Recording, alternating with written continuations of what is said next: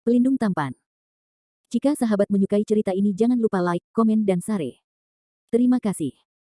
4881-4885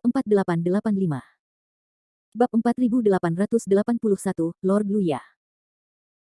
Sinar cahaya hitam putih yang misterius membuat segala sesuatu di dunia mati, dan kemanapun mereka lewat, semua iblis jahat dihancurkan dan berubah menjadi debu. Ketika cahaya hitam dan putih yang menutupi langit dan matahari menyelimuti seluruh alam suci Kunsu, penglihatan Landen Sen kabur, hanya untuk mendengar deru langit runtuh dari langit. Saya tidak tahu berapa lama sebelum cahaya hitam dan putih di langit berangsur-angsur menghilang. Kunsu Tianqi tidak lagi melihat sosok leluhur Taisang Dao, dan menghilang bersama dengan pendeta pirang dari alam iblis. Di atas langit, hanya pangeran kedua dari alam iblis dengan pakaian ungu dan rambut panjang yang tersisa. Pihak lain tampaknya telah terluka, pakaian ungu di bagian atas tubuhnya rusak, dan sedikit darah ungu tumpah dari sudut mulutnya. Taisang Daozu. Landen Sen menghela nafas sedikit, sudah menebak-nebak di benaknya. Kapan sisa jiwa akan ditinggalkan oleh Raja Kera memberitahunya bahwa leluhur Taisang Dao meninggal dalam bencana di akhir kaisar. Menggabungkan situasi saat ini, tidak sulit untuk menebak bahwa Taisang Daozu telah membayar harga hidupnya untuk mengusir pangeran kedua dan pendeta pirang dari alam iblis. Ah! Pangeran kedua dari alam iblis memandang ke langit dan berteriak, tampak sangat marah, dan melihat pola dewa matahari ungu di tengah alisnya meledakkan cahaya ilahi ungu gelap yang tak ada habisnya, menutupi seluruh Kunsu dalam sekejap. Cahaya ilahi ungu mengandung kekuatan kehancuran yang tak ada habisnya, dan akan menelan seluruh alam suci Kunsu. Tepat di akhir masalah. Kilatan emas tiba-tiba bersinar dari puncak di barat gunung suci Kunsu. Pisau terbang emas sederhana melonjak ke langit dari bawah gunung, melepaskan cahaya yang sangat keemasan dan tekanan spiritual yang menakutkan, dan langsung menyerang pangeran kedua dari alam iblis di atas langit. Pangeran kedua dari alam iblis memiliki wawasan pertama tentang keberadaan pisau terbang emas, dan pola dewa matahari ungu di tengah alisnya menerbangkan seberkas cahaya ungu, menyerang pisau terbang emas terbang dengan kecepatan kilat. Adegan aneh muncul. Saya melihat pisau terbang emas itu menghilang dari udara tipis, menghindari sinar cahaya ungu, dan kemudian pisau terbang itu benar-benar melayang di angkasa, tiba-tiba muncul setengah inci di depan pangeran kedua dari alam iblis. Jarak yang begitu pendek, bahkan jika itu lebih kuat dari pangeran kedua dari alam iblis, tertangkap basah. Dalam sekejap, pisau terbang emas meledak dengan cahaya keemasan yang bisa menembus langit alam semesta, merobek daging dan darah di dada pangeran kedua dari alam iblis. Ledakan. Ditemani oleh suara keras yang menembus langit, pisau terbang emas misterius itu menembus jantung pangeran kedua dari alam iblis. Namun, pada saat pisau terbang menembus jantungnya, pangeran kedua dari alam iblis tiba-tiba menunjukkan pola ungu pekat di seluruh tubuhnya, itu adalah pola dewa di tubuhnya. Kekuatan pangeran kedua dari domain iblis sepenuhnya diaktifkan, dan cahaya ilahi ungu yang menakjubkan meledak dari seluruh tubuhnya, seperti 1000 matahari terik yang meledak bersama, seluruh Kunsu, dan bahkan lautan ilusi diterangi oleh hal yang mengerikan ini. Cahaya ilahi ungu.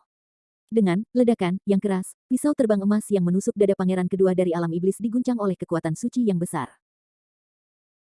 Meskipun pisau lempar emas dipantulkan dengan bantuan kekuatan suci yang kuat, pangeran kedua dari alam iblis masih terluka parah, dengan mulut besar darah menyembur dari mulutnya, dan meraung, siapa yang menyerang dalam gelap. Begitu raungan itu jatuh, lampu pelarian emas merah naik ke langit dari puncak barat Kunsu, dan muncul di depan pangeran kedua dari alam iblis. Melihat dengan seksama, pengunjung adalah seorang Tao dengan rambut putih dan jubah merah, memegang labu merah, dan pisau terbang emas berputar-putar di sekitar Tao. Siapa kamu? Pangeran kedua dari domain iblis menatap Taois berjubah merah dan meraung keras. Pertama ada Hongjun dan kemudian ada langit, Luya Daojun masih di depan.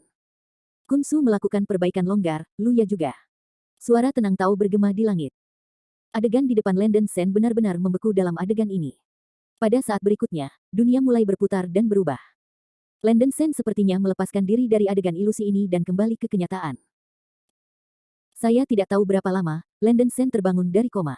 Ini dia. Membuka matanya dengan linglung, Landen Sen merasakan sensasi terbakar yang hebat. Setelah bangun, dia menemukan bahwa dia sedang berbaring di tanah yang hangus.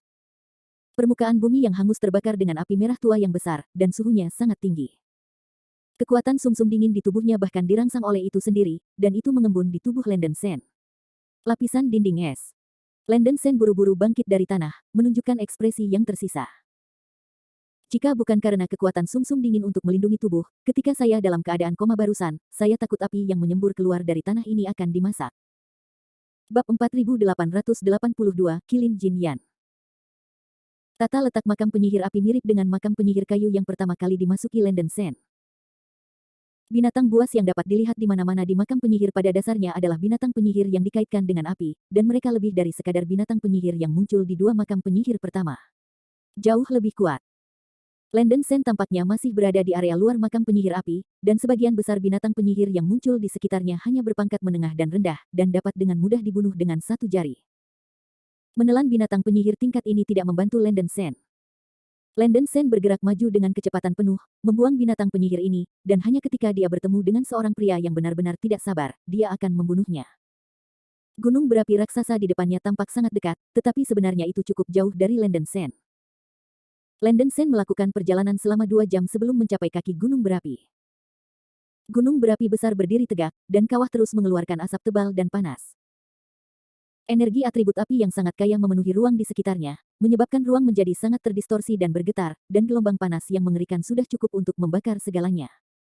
Ini adalah gunung berapi dengan suhu tertinggi yang pernah dilihat Landen Sen. Saat ini di kaki gunung, suhu kawah di atas gunung diperkirakan lebih tinggi lagi. Kekuatan sumsum dingin di tubuh Landen Sen diaktifkan dengan sendirinya, dan lapisan es mengembun di sekitar tubuhnya, dan tidak ada rasa tidak nyaman. Gunung berapi di depannya setinggi 7 hingga 8.000 mil, dan Landen Sen mendaki gunung dengan kecepatan tercepat. Luar biasa sekali gunung berapi ini, selain panasnya yang ekstrim, gelombang panasnya juga bercampur dengan semrawutnya udara langit yang kental yang seolah-olah lepas dari bebatuan. Menurut pengalaman Landen Sen, mungkin ada batu peri besar yang tersembunyi di inti gunung berapi ini, mirip dengan gunung Changlong di makam penyihir kayu, jika tidak, periki yang kacau di gunung berapi ini tidak dapat keluar dari udara tipis. Binatang penyihir yang menghuni gunung berapi jelas jauh lebih kuat daripada binatang penyihir sebelumnya di daratan, dan yang terlemah memiliki kekuatan Daluo Jinxian. Dan semakin tinggi pendakiannya, semakin tinggi pula level dari Witch Beast yang menghantui. Landen Sen tidak merasakan terlalu banyak tekanan untuk saat ini. Saat memanjat ke atas, dia memperhatikan pemandangan di sekitarnya, mencoba memastikan di mana dia berada di makam penyihir. Setelah mendaki dengan cara ini selama lebih dari 1 jam, Landen Sen akhirnya mendekati puncak gunung. Dilihat dari jauh, puncak gunung berapi itu berbentuk cincin, dan bagian dalamnya tampak berlubang. Sejumlah besar lava merah tua menyembur dari puncak gunung berapi. Dapat dibayangkan bahwa seharusnya ada danau lava raksasa di dalamnya. Puncak gunung. Landen Sen terus mendaki, melihat bahwa dia hanya berjarak 10.000 meter dari puncak gunung. Ledakan. Tiba-tiba, suara keras datang dari puncak gunung. Gerakan besar menyebabkan batu-batu di dekat puncak gunung bergoyang keras, jika bukan karena Landen Sen untuk meraih dinding batu yang tajam, dia hampir akan jatuh dari ketinggian. Bagaimana situasinya? Ekspresi Landen Sen berubah. Saat berikutnya. Mengaum. Dari puncak gunung, ada suara auman binatang yang mengguncang bumi, seperti auman binatang raksasa kuno, yang membuat jantung berdebar-debar dan ketakutan. Bum bum bum. Segera setelah itu, raungan ledakan berbagai bom kekuatan magis datang dari puncak gunung, dan ada percikan cair di atas gunung, aura meledak, dan raungan binatang buas dari waktu ke waktu. Landen Sen menyipitkan matanya. Mendengar suara ini, sepertinya seorang biksu bertarung dengan binatang penyihir yang kuat di gunung berapi. Setelah berhenti untuk mendengarkan sebentar, Landen Sen yakin bahwa hanya ada satu biksu, dan menilai dari kekuatan aura yang berfluktuasi, seharusnya bukan Hei Chonghu. Landen Sen tidak ragu-ragu dan naik ke puncak gunung dengan kecepatan tercepat. Bagian atas gunung berapi berlubang, dan interiornya seperti lembah cekung. Di bawahnya ada danau lava panas. Ini sangat luas. Suhu yang sangat tinggi membuat ruang di dekatnya berputar seperti ular air, membuatnya sangat kacau. Pada saat ini, pertempuran sengit sedang terjadi di danau cair. Seorang tukang reparasi iblis baju besi emas dengan tanduk anak sulung dan memegang kapak perang bertarung dengan sengit dengan unikon emas yang bercokol di danau cair. Pengubah iblis lapis baja emas adalah Letnan Jenderal Hei Chonghu, dan kekuatannya menempati urutan pertama di antara 8 jenderal dewa. Unikon emas yang bertarung dengannya bukanlah binatang penyihir biasa. Selama pertarungan yang intens, api ilahi emas besar muncul di tubuh. Ini adalah binatang penyihir prasejarah yang langka, Golden Yan Qilin. Binatang buas ini telah mewarisi jejak darah binatang suci kuno si Qilin, dan kekuatan tempurnya sebanding dengan binatang penjaga gunung naga Fata Morgana. Bab 4883, Emperor of Japan. Siapa? Hati banteng emas itu mempesona. Melihat matahari hitam yang luar biasa kuat turun dari langit, tanduk di atas kepala banteng emas meledak dengan bintang-bintang terang, mencoba melawan matahari hitam. Saat berikutnya, matahari hitam dengan kokoh menghantam tanduk banteng emas. Ledakan. Suara ledakan itu mengejutkan seperti batu, danau lava bergulir, dan api berkobar ke langit. Perbaikan iblis baju besi emas layak menjadi pemimpin 8 dewa, dan kekuatannya memang luar biasa. Banteng emas sebenarnya menahan langkah Landen Sen untuk mengubah bintang, tetapi juga menderita beberapa luka ringan. Banteng emas terkoyak dengan luka berbintik-bintik di sekujur tubuhnya oleh cahaya hitam, dan dia mundur puluhan langkah untuk menstabilkan sosoknya. Landen Sen sedikit terkejut ketika dia melihat ini. Meskipun kekuatan magis, pergeseran bintang dan pertempuran yang berubah, ini bukan trik terkuatnya. Itu juga luar biasa kuat, terutama setelah basis kultivasinya sendiri meningkat pesat. Kekuatan menggunakan teknik memindahkan bintang dan mengubah pertempuran jauh lebih kuat daripada sebelum. Kemampuan penggarap setan armor emas untuk melawan kekuatan gaib ini secara langsung membuktikan bahwa pihak lain memiliki beberapa kemampuan. Siapa? Siapa yang menyerang dalam gelap? Setan lapis baja emas Siu melihat sekeliling dan meraung dengan marah. Serangan menyelinap. Untuk menghadapi binatang buas sepertimu, apakah pamanku membutuhkan serangan diam-diam? Tawa menyeringai Landen Sen datang dari langit, dan dia tiba-tiba berubah menjadi cahaya berdarah, berkedip di depan banteng emas. Itu kamu. Melihat kemunculan tiba-tiba Landen Sen, siluman armor emas Siu terkejut. Kutukan Dewa Laut Darah.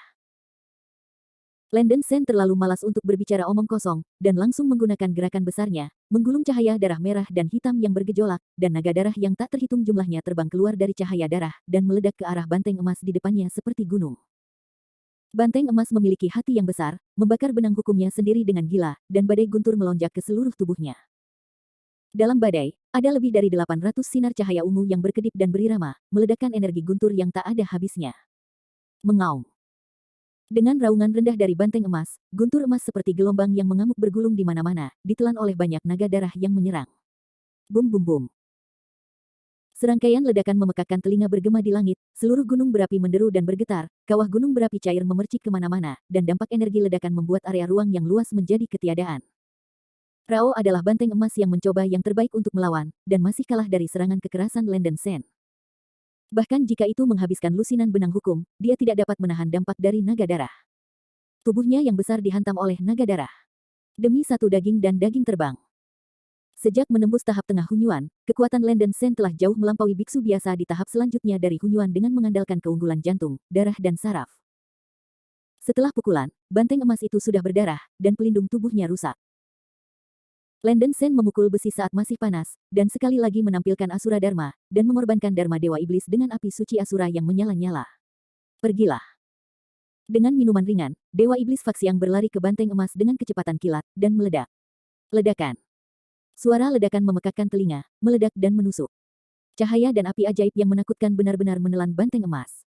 Pukulan ini tidak hanya melukai tubuh banteng emas lagi, tetapi juga melukai jiwanya. Wow!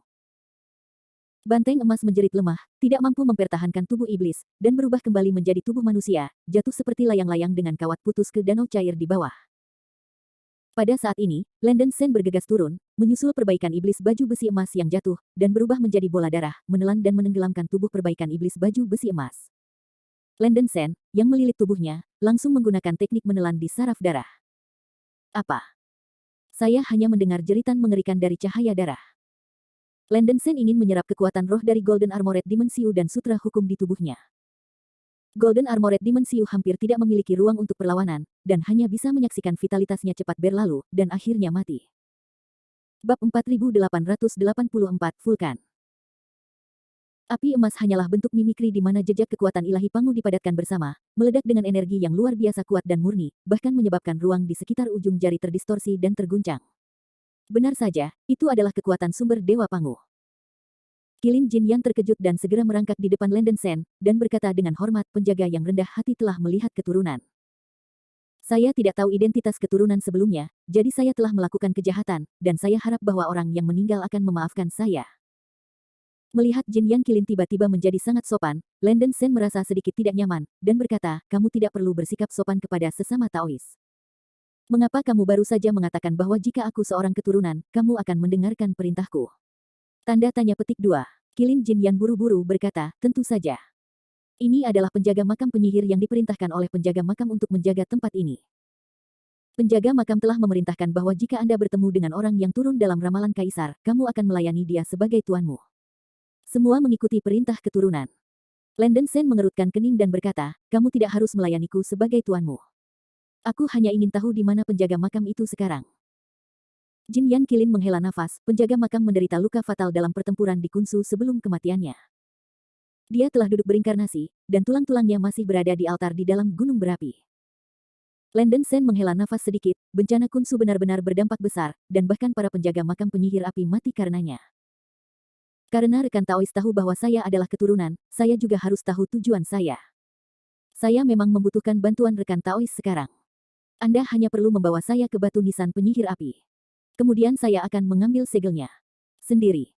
Pangu tetap berada di batu nisan. Landen Sen berkata dengan tegas. Ketika Golden Armor Dimensiu dan Jin Yang Kilin bertarung, mereka menyebutkan saluran transmisi. Landen Sen mungkin menduga bahwa harus ada saluran transmisi di gunung berapi ini. Jin Yang Kilin berkata dengan sungguh-sungguh, memang benar bahwa memang ada saluran teleportasi di gunung berapi yang dapat mencapai sebagian besar makam penyihir api, tetapi area tengah makam penyihir masih diselimuti oleh segel yang sangat kuat. Masuk. Batu nisan makam penyihir api ada di tengah makam penyihir. Yang mulia tidak bisa masuk melalui saluran transmisi sendirian. Anda harus memecahkan segel kuat di pinggiran untuk mencapai batu nisan. Landen Sen mengerutkan kening dan bertanya, apakah ada cara untuk membuka segel? Jin Yang Kilin berkata, penjaga makam seharusnya meninggalkan metode untuk membuka segel selama hidupnya. Silakan ikut dengan saya, Pak. Setelah itu, Jin Yang Kilin menggulung api emas, membungkus Landen Sen di dalamnya, dan bergegas ke danau cair di bawah. Bum bum bum. Jin Yang Kilin memimpin Landen Sen sampai ke dasar danau lava. Di dasar danau, ada dinding batu merah tua, yang diukir dengan rune emas padat, yang tampaknya menjadi semacam larangan keras.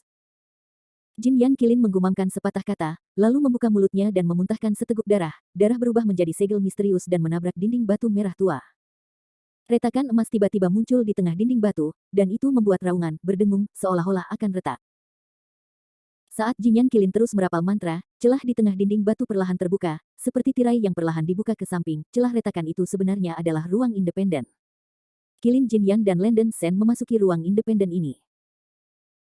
Adegan berubah dengan cepat, dan Landen Sen datang ke gua merah tua. Dinding di kedua sisi gua berwarna merah menyala, dan api merah tua besar menyembur keluar dari celah di atas kepalanya dan di bawah kakinya. Bah bah bah. Kekuatan sumsum dingin di tubuh Landen Sen dihidupkan kembali, dan lapisan es muncul di permukaan tubuhnya untuk menahan suhu tinggi di luar. Ini dia. Landen Sen melihat sekeliling, wajahnya menunjukkan warna yang berbeda. Tuan, ini di dalam gunung berapi. Ekologi setengah dari makam penyihir api dijaga oleh batu peri di inti gunung berapi. Saat berbicara, Kilin Jin Yan membawa Landen Sen ke kedalaman gua. Gua itu sangat luas, dan ada batu peri besar di atas kepala, yang sebanding dengan gunung besar.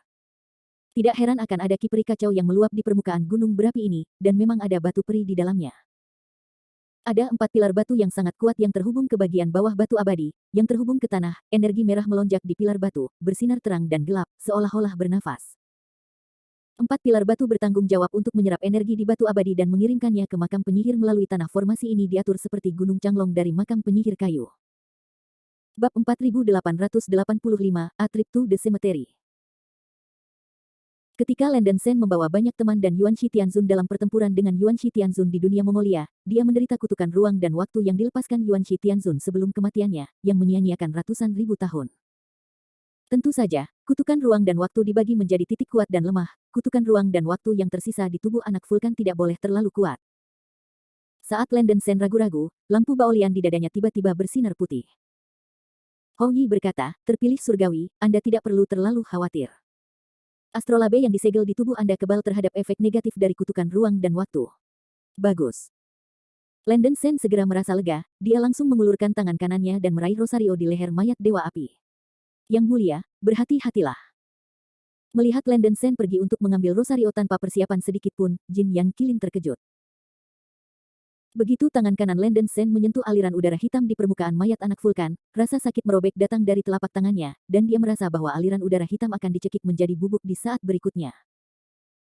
Pada saat ini, tangan kanan Landen Sen tiba-tiba melonjak dengan cahaya hitam dan putih misterius, melawan kekuatan ruang dan waktu yang dibawa oleh arus udara hitam, dan akhirnya berhasil mendapatkan rosario di leher mayat. Jin Yang Kilin terkejut dan lega melihat Landen Sen telah memperoleh rosario dengan selamat. Putra Vulkan mengatakan sebelum kematiannya bahwa hanya mereka yang turun yang dapat memperoleh reliknya sendiri, dan tampaknya itu benar sekarang. Mungkin hanya mereka yang turun yang memenuhi syarat untuk pergi ke kuburan untuk bertemu orang dewasa itu. Landen Sen dengan hati-hati memeriksa rosario yang diperolehnya dari mayat Dewa Vulkan. Ada 9 manik-manik rosario, yang berwarna merah menyala. Setiap rosario memiliki sebuah kata tertulis di atasnya, yang berbunyi orang yang ada di tentara dan berbaris maju dalam barisan, yang merupakan mantra 9 karakter. Setiap rosario mengandung hal-hal aneh energi. 9 manik-manik rosario ini seperti magnet, dengan daya tarik atau tolakan yang aneh antara satu sama lain. Menurut pengaturan khusus, mereka akan meledak dengan tingkat kekuatan yang berbeda. Kekuatan hukum yang diselimuti makam penyihir api akan membuat semua hal psikis tidak berguna, tetapi rosario ini tampaknya tidak terpengaruh oleh kekuatan hukum. Anda dapat yakin bahwa rosario ini adalah kunci untuk membuka segel. Daripada bertanya-tanya bagaimana cara menggunakan rosario di sini, lebih baik pergi ke tempat kejadian untuk mencobanya. Landon Sen mengepalkan tinjunya ke arah Jin Yang Qilin dan berkata, seharusnya belum terlambat. Tolong juga minta sesama Taois untuk membuka saluran transmisi dan membawa saya ke tanah tertutup di tengah makam penyihir. Bagus. Melihat bahwa Landon Sen telah memperoleh peninggalan anak vulkan, Jin Yang Qilin tidak ragu lagi, dan membuka mulutnya sebuah lingkaran emas dari tengah altar. Berdengung. Tiba-tiba, rune emas padat muncul di lantai altar. Segera setelah itu, sejumlah besar rune emas naik dari tanah, membentuk lorong spasial di udara. Ayah Sen, tolong ikut aku. Jin Yang Qilin menggulung seberkas cahaya, membungkus Landon Sen, dan bergegas ke saluran luar angkasa. Saat berikutnya. Dengan desir, Landon Sen terlempar ke luar angkasa dan datang ke gurun yang kosong. Pasir di padang pasir berwarna merah tua yang panas, dan nyala api merah tua besar muncul dari permukaan. Itu lebih panas dari gunung berapi sebelumnya. Suhu yang sangat tinggi yang menakutkan membuat ruang di sekitarnya terdistorsi dengan keras, sehingga sulit untuk melihat pemandangan sekitarnya dengan jelas. Ini adalah area pusat makam penyihir api. Landon Sen melayang dan mendarat di gurun dengan ekspresi sedikit terkejut. Ya. Lihat area berdarah di depan, yang merupakan kuburan makam penyihir api. Jin Yang Qilin menunjuk ke tanah yang dipenuhi darah jauh. Landon Sen menyalakan murid suci Asura dan melihat dengan seksama. Mungkin di area sekitar ratusan ribu mil di depan, ada cahaya berdarah yang diselimuti sinar matahari yang kuat, seperti hari berdarah yang mendarat di tengah gurun, dan Anda bisa merasakan pelepasan yang menakjubkan dari hari berdarah itu dari jauh fluktuasi energi. Melihat tujuannya sudah dekat di depannya, Landon Sen tidak ingin membuang waktu, dan segera bergegas menuju area yang diselimuti darah. Qilin Jin Yan mengikuti di belakang Landon Sen. Semakin dekat ke makam penyihir yang dipenuhi darah, semakin kacau dan panas ruang di sekitarnya. Cahaya darah yang menakjubkan hampir membuat ruang di sekitarnya menjadi merah darah. Bahkan dengan penglihatan murid suci Shuro, jarak pandang Landon Sen hanya bisa dijaga dalam jarak ratusan mil. Sama, sulit untuk menyebar. Tidak lama setelah berjalan, beberapa kepala binatang tiba-tiba muncul dari kerikil di depan, biksu asing yang ditutupi dengan warna merah dan fosfor berteriak keras, makam penyihir itu berat, tidak boleh masuk tanpa izin. Pengawal dukun jiwa. Landon Sen mengerutkan